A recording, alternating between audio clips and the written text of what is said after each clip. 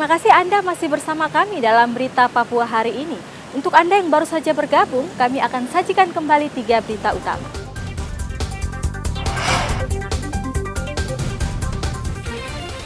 Seorang penambang emas di Pegunungan Bintang tewas dianiaya kelompok kriminal bersenjata.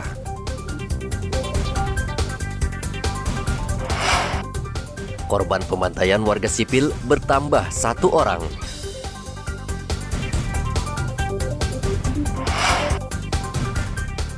Jelang HUT kemerdekaan RI, penjualan pernak-pernik di Merauke marak.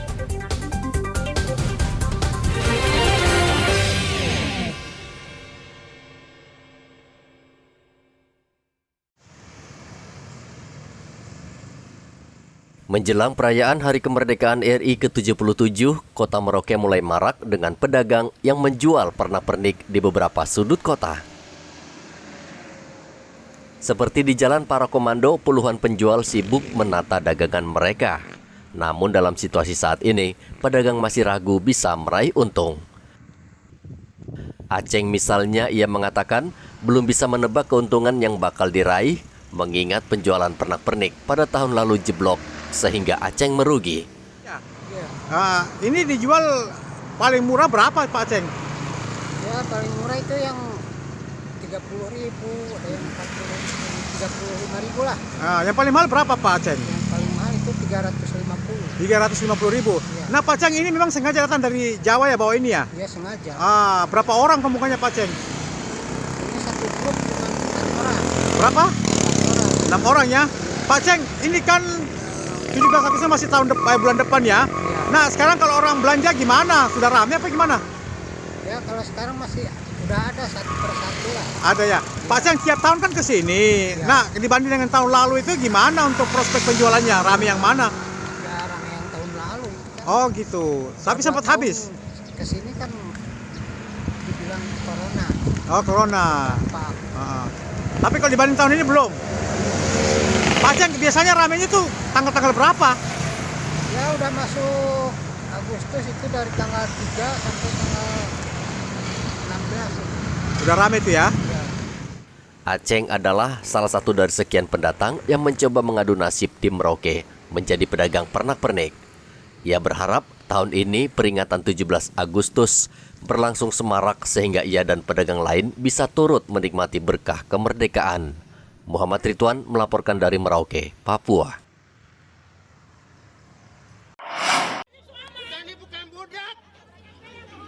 Gelombang unjuk rasa tenaga honorer di Timika akhir-akhir ini yang menuntut kejelasan status mereka mendapat tanggapan dari Wakil Bupati.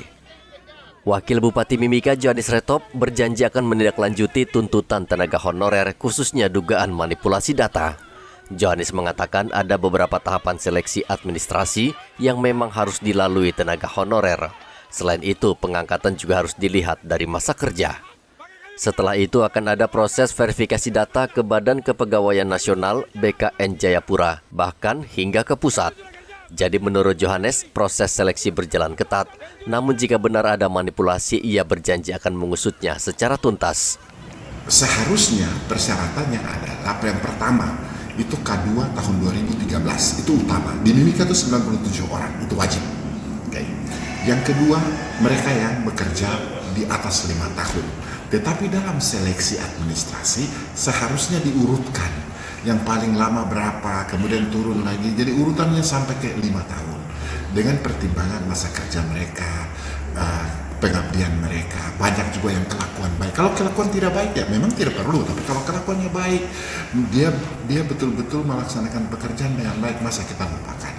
Nah, yang dituntut oleh mereka adalah kenapa sampai kok bisa mereka lolos. Ini kan ada rasa ketidakadilan. Saya sampaikan pada mereka bahwa itu minimal 5 tahun, berkas diseleksi, diverifikasi. Sesudah diverifikasi lagi di BKN Jayapura. Sesudah itu diverifikasi lagi di Kementerian Menpan di Jakarta. Kalau lolos semuanya, berarti persyaratan yang diharuskan di atas 5 tahun itu terpenuhi. Nah, pertanyaannya, kalau tiba-tiba ada temuan yang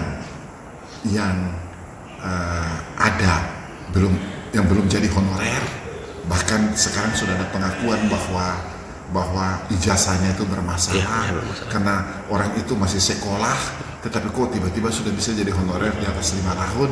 Ini kan berarti ada manipulasi. Ini manipulasi data namanya. Saya janji bahwa Kabupaten Mimika tidak boleh lagi ada oknum-oknum kotor.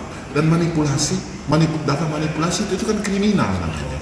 Nah kalau kriminal berarti kita akan tuntut bawa saja ke ranah hukum supaya mereka tidak boleh lagi melakukan hal-hal ini. Dan saya lihat di Pemda Kabupaten Mimika itu hal-hal ini sering berulang terus terjadi. Bukan saja pada honorer, tapi kasus-kasus lain. Pemda Mimika sejauh ini telah menerima sejumlah data terkait dugaan manipulasi data formasi pengangkatan 600 tenaga honorer. Dari Mimika, Papua, Igobat Momolin melaporkan.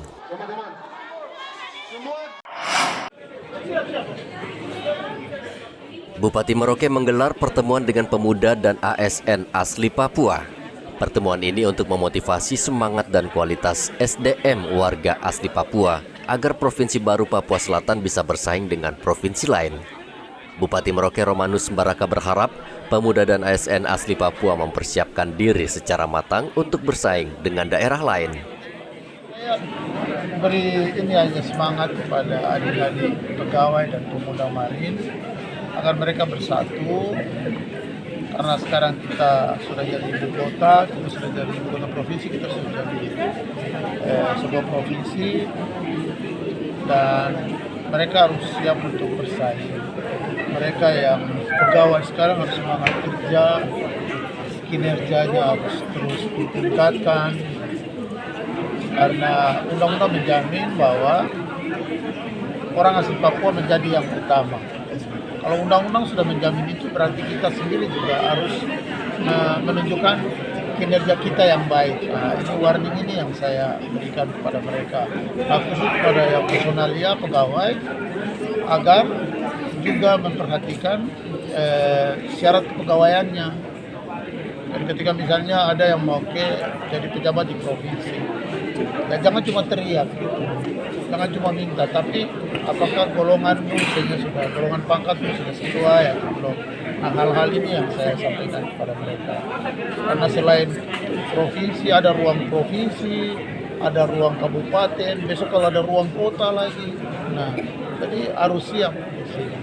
Di setiap tingkatan pemerintahan ini harus siap. Tapi pendidikan juga harus terus ditingkatkan. Lalu juga tadi mereka yang mau sekolah, saya tekankan di sekolah sungguh-sungguh, karena kalau pemerintah pasti akan memberikan biaya. Jangan pergi sekolah menjadi nenek juga, jadi tete juga. Makanya saya kasih ingat dengan bahasa sederhana seperti ini, agar mereka di sana pergi ambil S2 misalnya, S3, dan dalam waktu yang tepat selesai, pulang dan mengabdi kembali di tanah ini Provinsi Papua Selatan. Romanus juga menyampaikan kepada ASN asli Papua yang ingin beralih tugas ke Provinsi Papua Selatan, maka harus memenuhi syarat kepegawaian. Merauke menjadi ibu kota Provinsi Papua Selatan dan akan resmi beraktivitas setelah Presiden menunjuk caretaker Gubernur. Muhammad Ridwan melaporkan dari Merauke, Papua.